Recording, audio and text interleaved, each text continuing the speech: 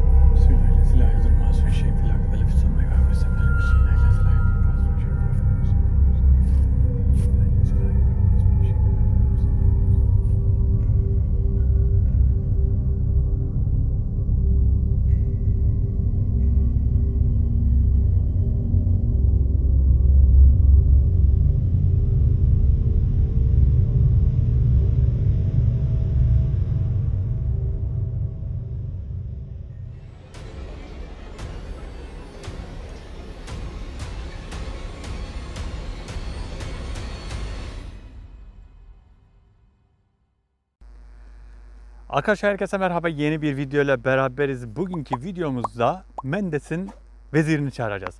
Arkadaşlar videoya başlamadan önce videomuzu beğenelim. Kanala da abone değilsek abone olalım. Bugünkü videoda Hikmet abinin bana verdiği kitaptan Mendes'in veziri. Mendes'in vezirini çağıracağız.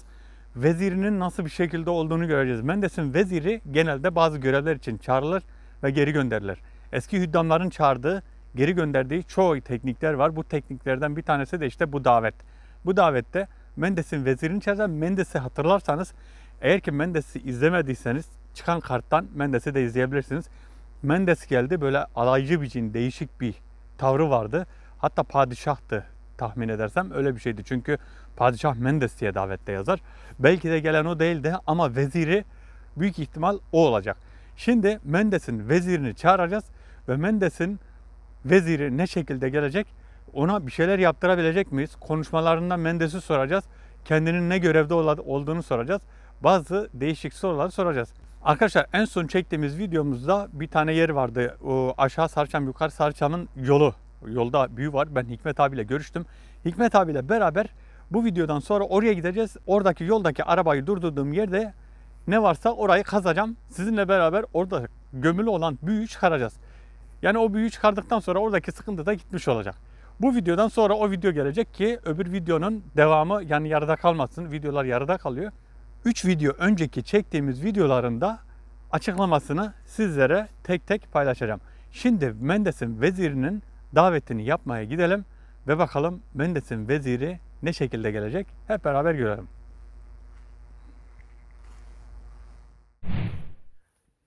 Evet arkadaşlar, şimdi Kral Mendes'in vezirini çağıracağım. Şimdi vezir bakalım ne şekilde gelecek. Daveti yapacağım yere gidiyorum şimdi.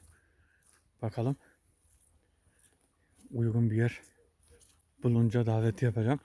Arkadaşlar bu davetler çok ilgimi çekiyor. Daha değişik değişik, kendim de merak ettiğim için yani farklı farklı davetler görüyorum. Ben bu Kral Mendes'in, yani öyle bir şey ki bağımsız bir yerde. Mesela Mendes'in daveti işte 32. sayfadaydı. Bu Kral Mendes'in veziri diye çok alakasız 102. sayfada öyle bir yazı gördüm. Öyle bir davet gördüm. Şimdi acaba o bahsettiğim Mendes'le mi alakalı, o mu değil mi? Tam olarak da bilmiyorum. Belki de o da olmayabilir. Ama kitapta sadece tek Mendes o var. Hani olabilir de olmayabilir de. Arkadaşlar dikkat ederseniz ben şimdi artık padişah demeyeceğim. Şimdi orada yazıyorlar cin padişahları falan da. Şimdi kral demek daha uygun olur. Çünkü bunlar kral, padişahlık bizim Osmanlı'ya ait olan bir şey. Yani Müslüman olan padişahlar var. Ama biz kral diyelim, daha iyi. Evet, buralar hep çamur ve su. Şöyle geçeyim, şuradan gideyim.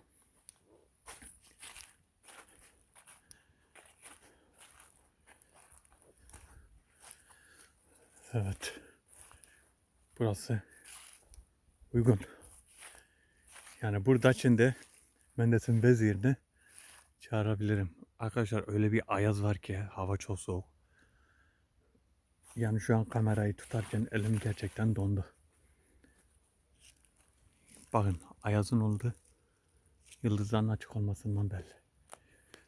Evet, şimdi Mendes'in vezirinin daveti burada yapılır. Burası bayağı uygun bir yer. Bakalım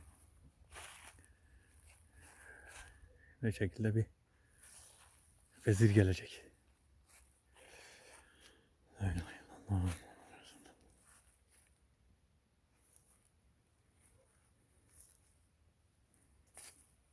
Önce bir etrafın güvenliği için etrafa bakıyorum.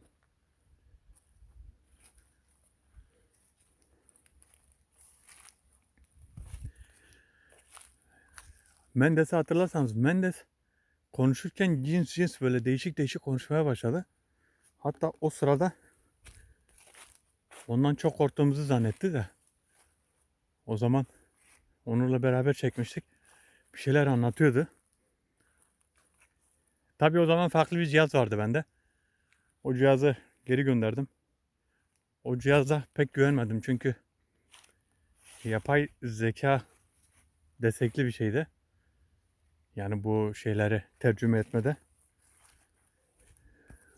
Bakalım ne gelecek.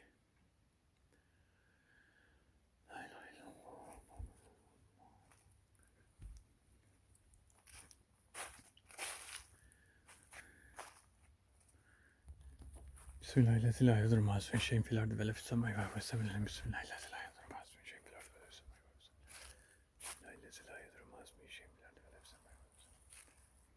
Arkadaşlar bu duayı 3 sefer okuyun. Sabah 3, akşam 3. 3 defa okuyun. Kazadan, beladan, sıkıntılardan sizi korur. Şimdi davetimi yapayım bakalım. Mendes'in veziri nasıl bir şey.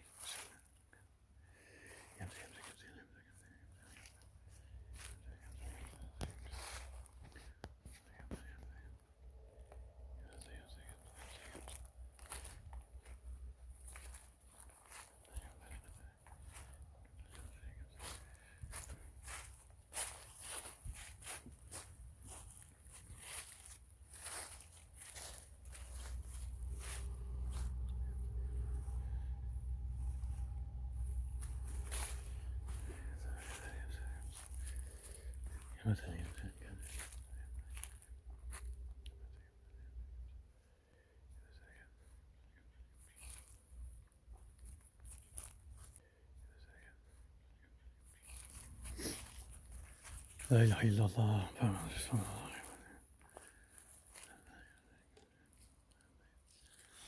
Tam 2 gündür bu davette çalışıyordum. Şöyle ışığımı da yakayım. Kameranın ışığı da açık kalsın. Bakalım. Davet şu an açık.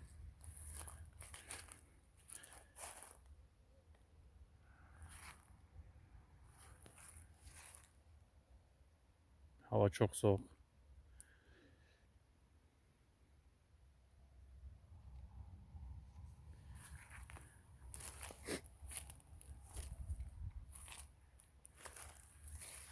La ilahe illallah.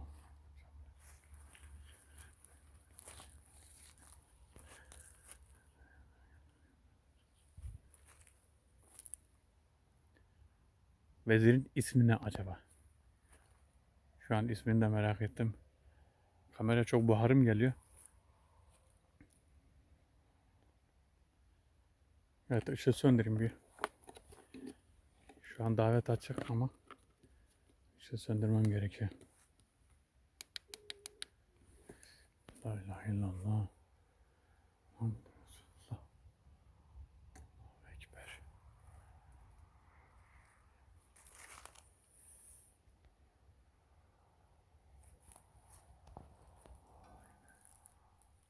Her yeri zift gibi karanlık. Hiçbir şey görünmüyor şu an. Bakın davet açık. Otlara bakın.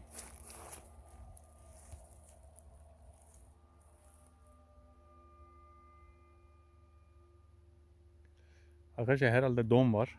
Çünkü otlar bembeyaz olmuş. Şuradaki yapraklı olanlar bakın şunlar.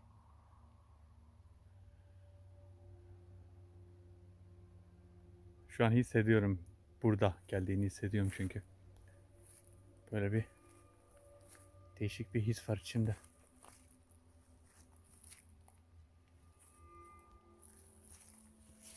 Oo işte bakın. Bakın bakın. Bakın.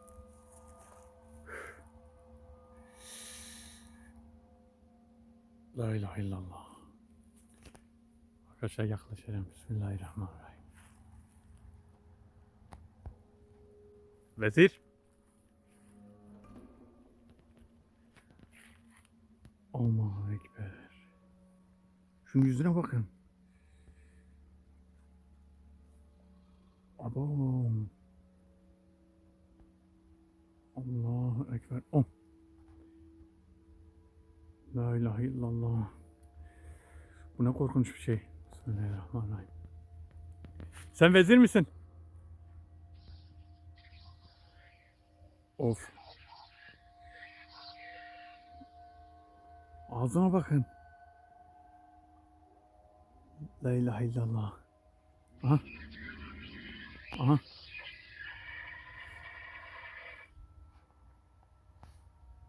Vezir misin sen? Seni davete ben çağırdım. Arkadaşlar bayağı ürkütücü bu. Burnuna bakın, gözüne, suratına bakın. Mendes nerede?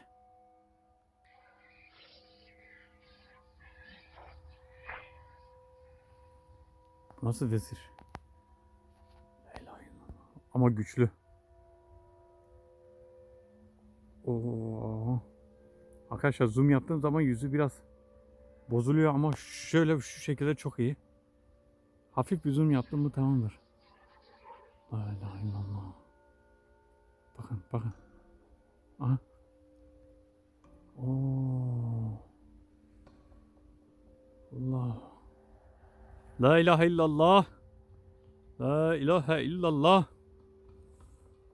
La ilahe illallah. La ilahe illallah. Allahu Ekber. Allahu Ekber. Allahu Ekber. Arkadaşlar çok kötü ve değişik bir yüzü vardı. Oh. Ne söyledi acaba? Ne söyledi acaba?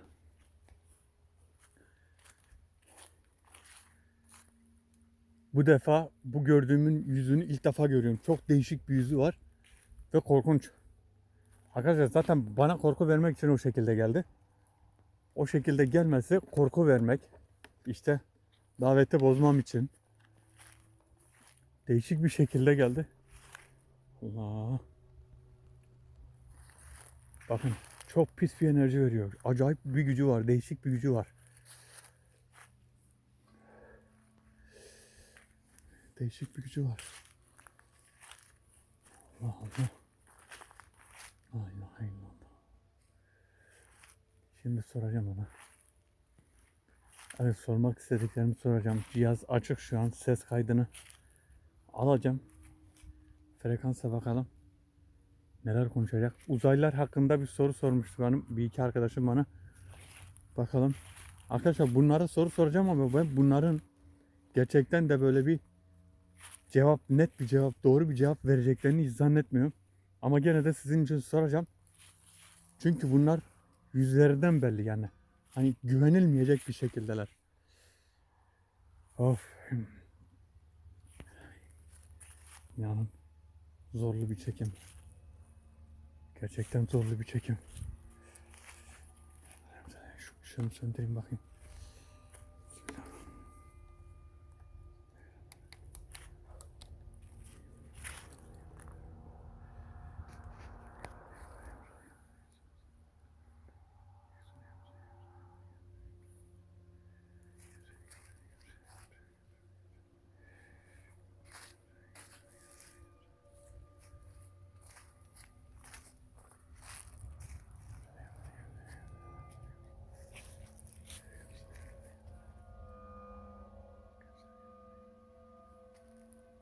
Aha, işte.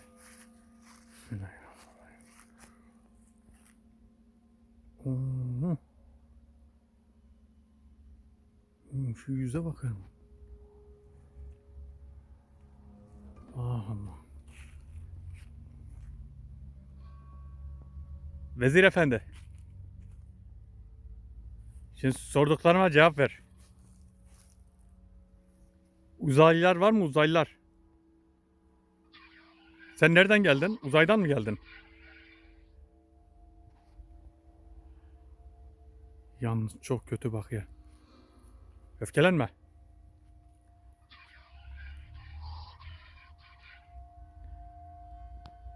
Bak senin o Mendes vardı ya. Kralın. Ona bir şey söylemiştim, sana da söyleyeceğim. Allah. Allahu Ekber.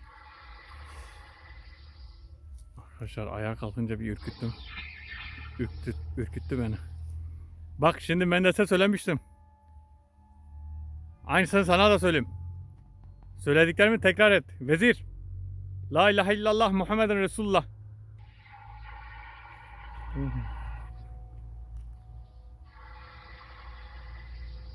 Vezirin ağzına bakın. Bunun yüzün... Allah Allah.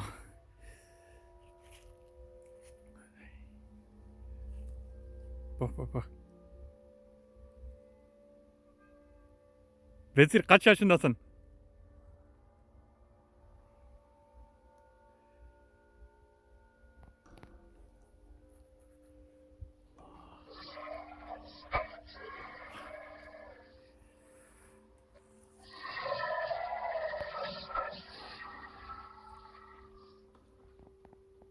Kim bilir neler söylüyor şu an.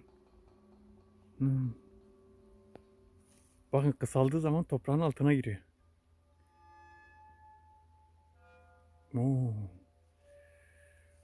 Allah'ım salli ala seyyidina Muhammed. Allah'ım salli ala seyyidina Muhammed. Oho. Kayboldu. Oy. Acayip yordu beni. Arkadaşlar hava acayip soğuk. Ben konuştukça duman çıkıyor. Buhar çıkıyor ağzımdan.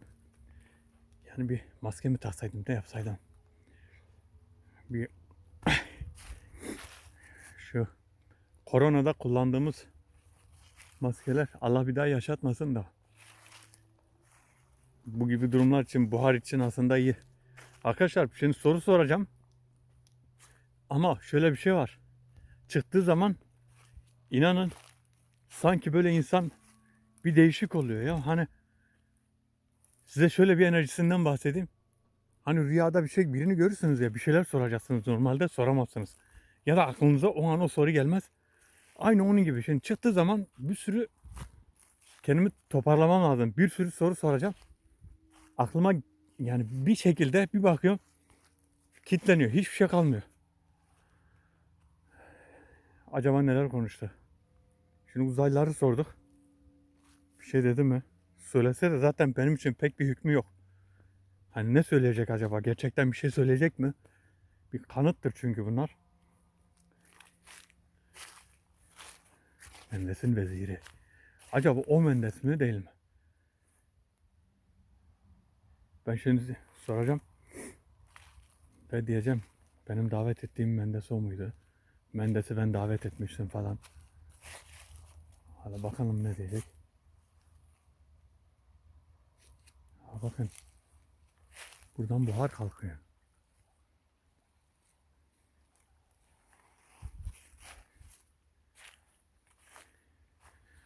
Bakalım. Lambayı söndürmem lazım da. Ama iki seferdir de aynı yerden çıktı. Söndürün bakayım lambamı. Ama size itiraf edeyim. Gerçekten çok korkunç bir yüzü var. Yani gerçekten ürküttü beni.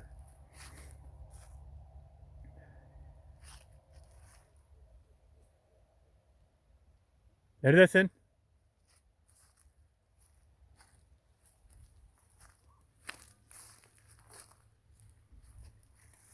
Vezir Bey. Evet. Aha, işte. Enerji toplayıp geliyor.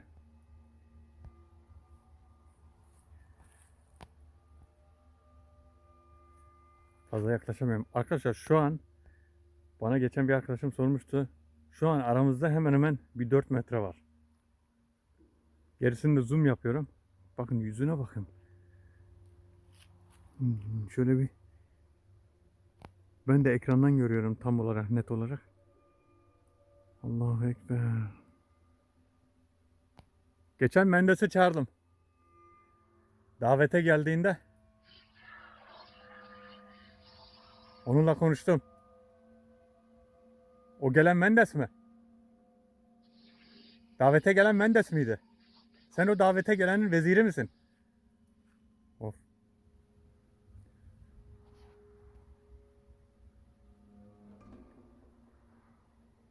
Arkadaşlar ağzı aynı yılan gibi. Suratı da aslında yılana benziyor da.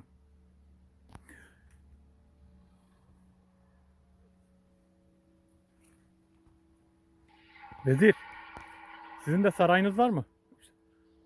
Allahu Ekber. La ilahe illallah. La ilahe illallah. Oo. Sorduklarım kızdırdı seni herhalde. Hep aynı yerden çıkıyor. Allahu Ekber. Allahu Ekber. Allahu Ekber. Öfkelenme. Arkadaşlar bana doğru hamle yapıyor şu an. Öfkelenmene gerek yok. Benim niyetim zarar vermek değil. Hangi saraydan geldin? Bakın biraz yaklaşacağım şimdi. Bak. Hop, ben yaklaşınca bakın o da hamle yapıyor. La ilahe illallah. La ilahe illallah. Senin ismin ne? İsmin nedir? Mendes'in veziri olarak geçiyor davet. Sen Mendes'in veziri misin? Kaç yaşındasın?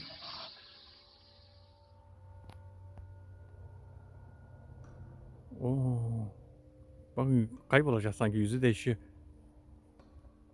Bak bak bak. Aa, gözlerine bakın. Arkadaşlar bu yılan yüzlü adam gibi. Bakın gözlere bakın. Allahu Ekber. Arkadaşlar yüzü çok net. Bakın. Yüzü tam net.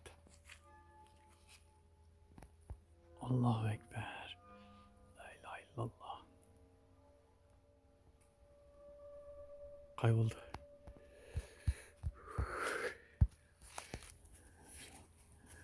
Arkadaşlar şimdi şu lampamı yakayım bir.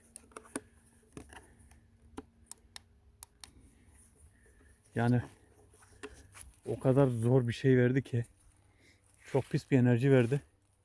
Bakın şurada çıkıyor. 3 defadır burada çıkıyor. Ben her davet yaptığımda çıktıkları yerleri hep analiz ediyorum. Burada ne var acaba?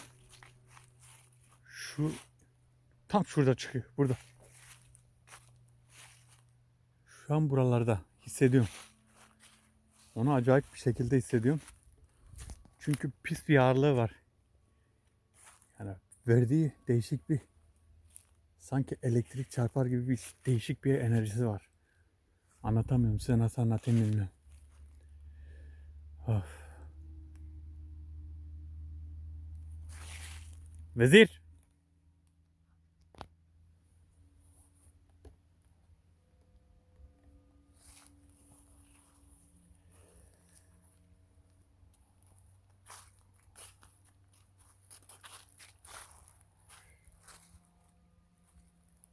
Bakın su sesi geliyor.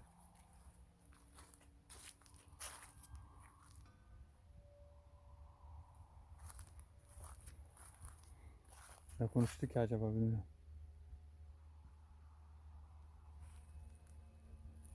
Madem ki güçlü, ışıkta da görünsün. Şimdi şunu soracağım. Bir arkadaşımız daha sormuştu. Şeyi sorar mısın diyor.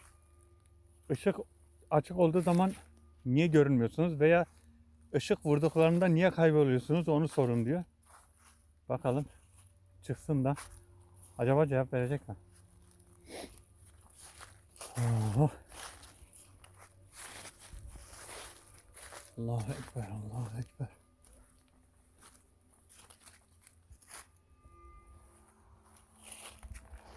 Evet, ışığımı söndüreyim. Işıkta görünmüyor bakın. Ne kadar da vezir de olsa, ne de olsa ışık açıldığı zaman bakın yok. Görünmüyor yani, görüntü yok. O zaman ışığımı söndürelim. Bakalım. Bismillahirrahmanirrahim. Vezir.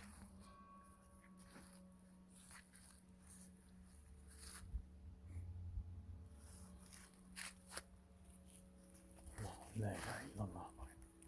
Bakın bakın bakın. Oo.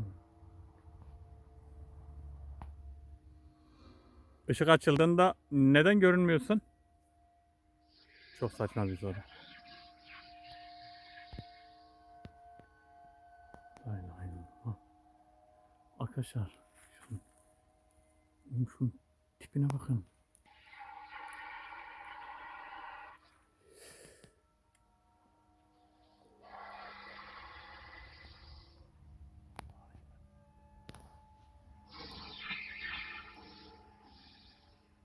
Hangi ülkeden geldin?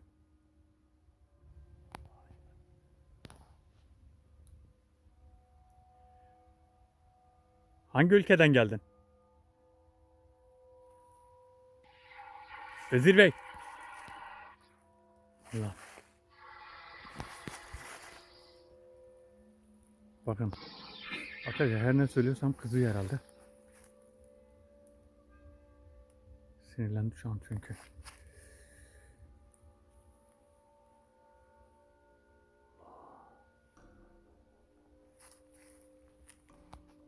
Tamam, artık düzgün konuşacağım.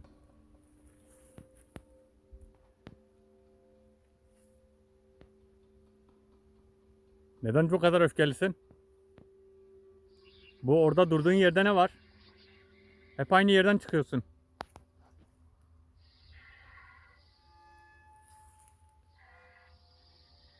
Neden öyle bakıyorsun? Neden çok sinirlisin?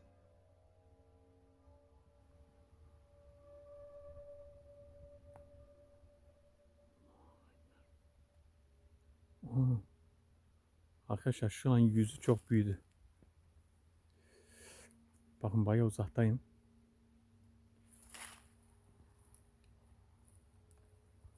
Ha? Bakın aa, bakın yerin altına doğru gidiyor sanki. Kısaldı. Yani enerji tükendiği zaman kısalıyor genelde. Ama şu an çok korkunç bir yüze dönüştü. Allahu Ekber. Kayboldu.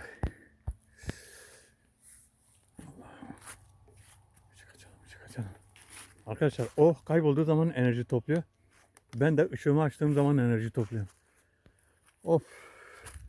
Harbi sıktı beni. Allah. Yaz. Soğuk bir yerden. Onun verdiği pis enerji bir yerden. Neler söylüyor bilmiyorum ki. Harbiden. Gerçekten hem yordu.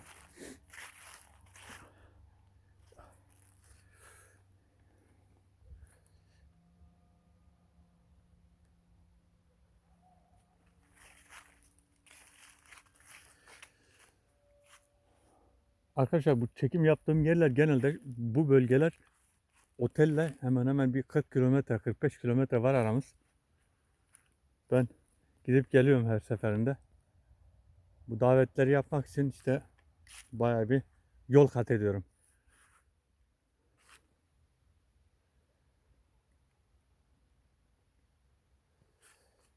Kesin etrafımda birkaç tane daha vardır. Kendi çünkü yalnız gelmez bunlar. Yalnız da gelmiş olabilir de çünkü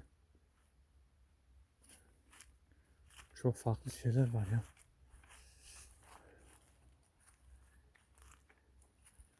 Şöyle bir bakayım.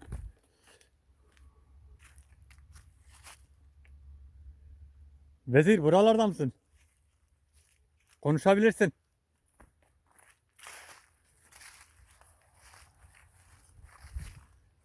Konuş. Bakın sesler geliyor. Hiç hissediyorum. Seslerini hissediyorum.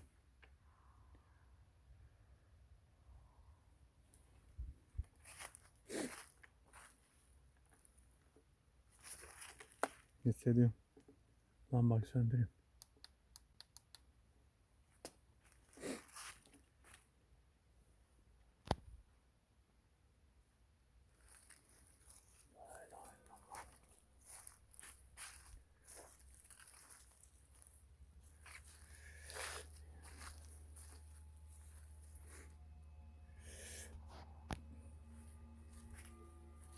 İşte bakın arkadaşlar. Aman. Tam ayın altında çıkmış bakın.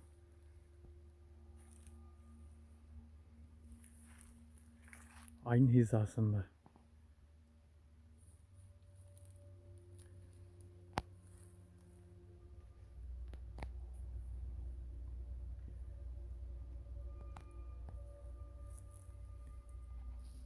Evet.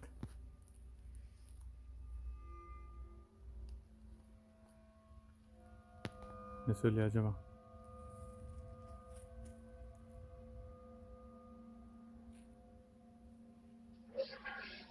Sizin Mendes nerede? Davete yalnız sen geldin. Çünkü vezirin daveti. Sen vezirsin değil mi?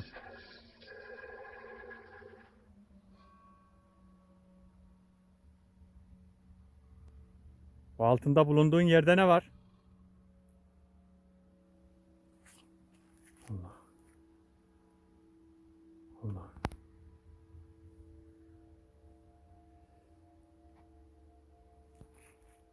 Arkadaşlar bunda herhalde bir şey var. Çünkü bazı sorularda öfkeleniyor. Bakın.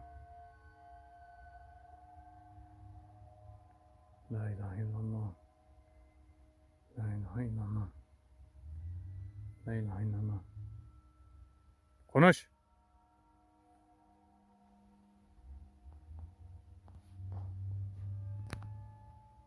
Allahu Ekber. Allahu Ekber.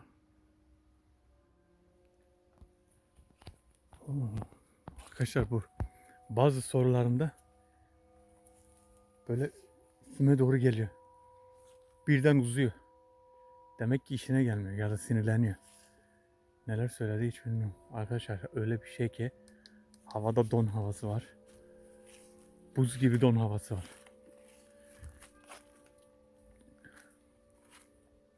Sebebi ne ya? Burada niye çıkıyorsun dedim, boyu uzadı. Acaba ne? Sebep ne?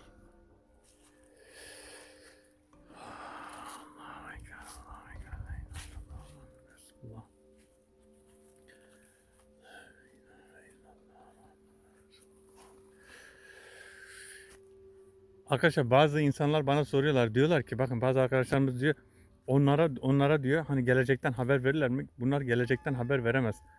Zaten şeyde de yazar. Cin suresi, bakın Cin suresi 9. ayette der ki Bismillahirrahmanirrahim. Önceleri biz göğün bazı yerlerine oturup dinleme merkezi edinirdik. Yani göğün bazı yerlerinde oturup gayiptan işte haberler duyarlardı. Dünyaya geri gelip dünyada bunu yayarlardı işte. Sonra ayet devam ediyor. Ama şimdi diyor kim dinlemeye kalkışırsa derhal kendini gözetleyip izleyen bir alevle karşılaşıyor. Yani bu ne? Allah'ın orada yakıcı bir nuru var. Eskiden o gidip oturabildikleri gökteki oturabildikleri yerlerde gaybden haber almak için gidiyorlar ya. Tekrar oraya gittiklerinde o oturabildikleri yerde öyle bir nur var ki onları yakıyor. O yüzden gidemiyorlar. Artık gaybden hiçbir haber alamıyorlar. Zaten Hazreti Süleyman vefat ettiğinde ayakta duruyormuş asasıyla. İşte nasıl ki asanın içine bir kurt giriyor. Kurt asayı yiyor ve o asa kırılıyor. Hazreti Süleyman düşüyor. Etrafındaki cinler de o şekilde onun öldüğünü biliyor. Eğer gaybı bilselerdi Hazreti Süleyman'ın da vefat ettiğini bilirlerdi. Hani bu şekilde size de söylemek istedim şunu da.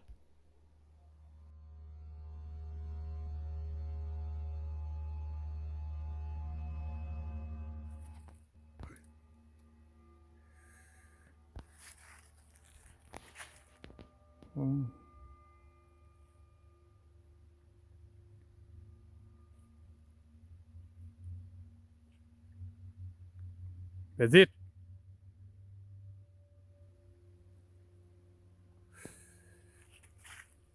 Oh, gözleri kırmızılaştı. Allahu Ekber.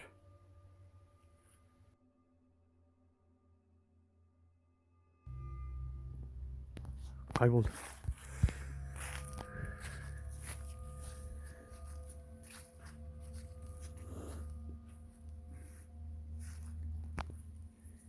Allah Ekber.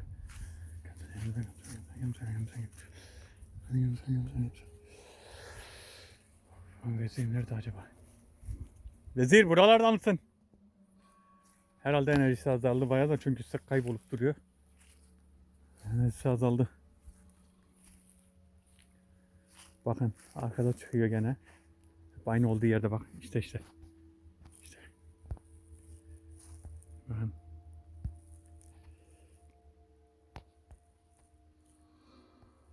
Vezir sana bir şey soracağım.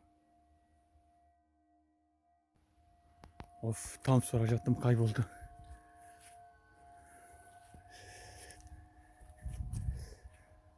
Vezir neredesin?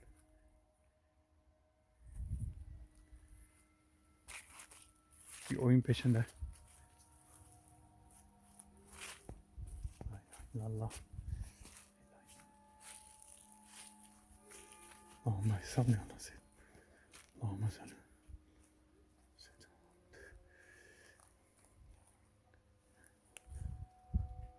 Ha işte. Hı.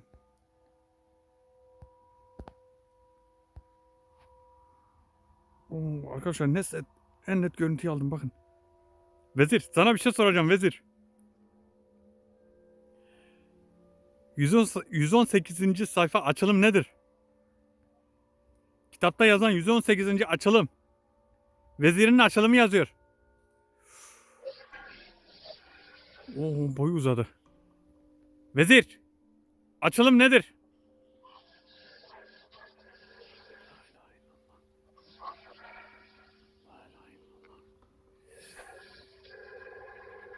Bakın.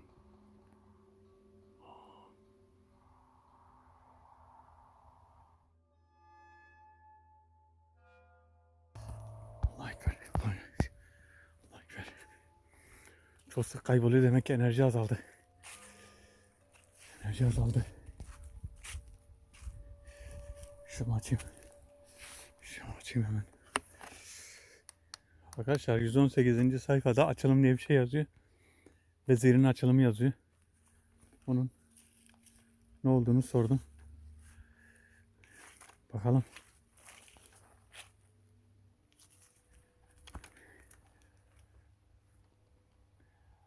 Oh, beni harbiden yordu. Gerçekten çok pis yordu. Yani bazıları var davette fazla yormuyor ama bazıları var çok pis yoruyor. Yani o yorması gerçekten bana bir bitkinlik veriyor. Gerçekten acayip bir bitkinlik veriyor.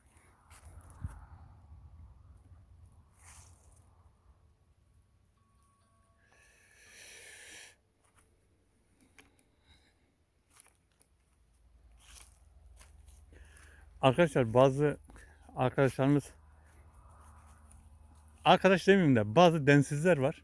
Yani gelip diyorlar işte efekt, oradaki cinler efekt.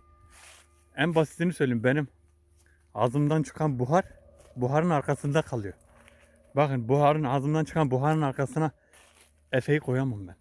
Yani koyulmaz. Bunu da o küçük beyinlerine yazsınlar bence. Vezir!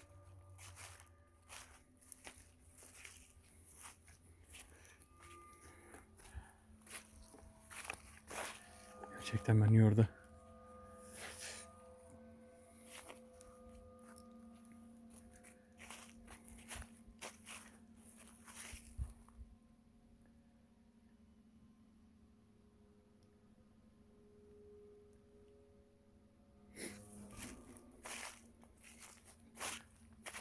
Çok fena bir yüzü var.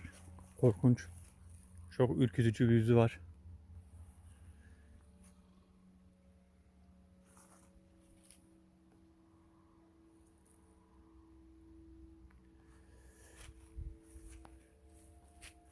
Buralardaysan konuş. Arkadaşlar buralardaysan konuşursa makineden, cihazdan ses gelir.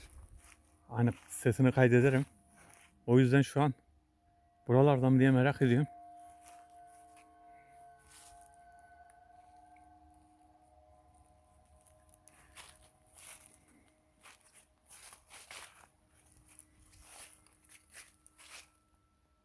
Vezir. Arkadaşlar herhalde enerjisini kaybetti. Şu an çıkmıyor. Daveti kapatacağım.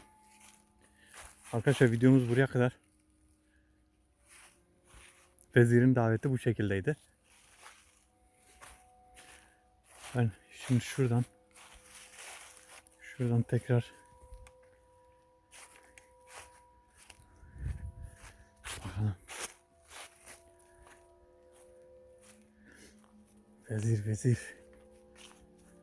Vezirin daveti. Sizinle beraber ben de veziri gördüm. Arkadaşlar videom buraya kadar. Herkes kendine çok çok iyi baksın. Allah'a emanet olun. Hoşça kalın.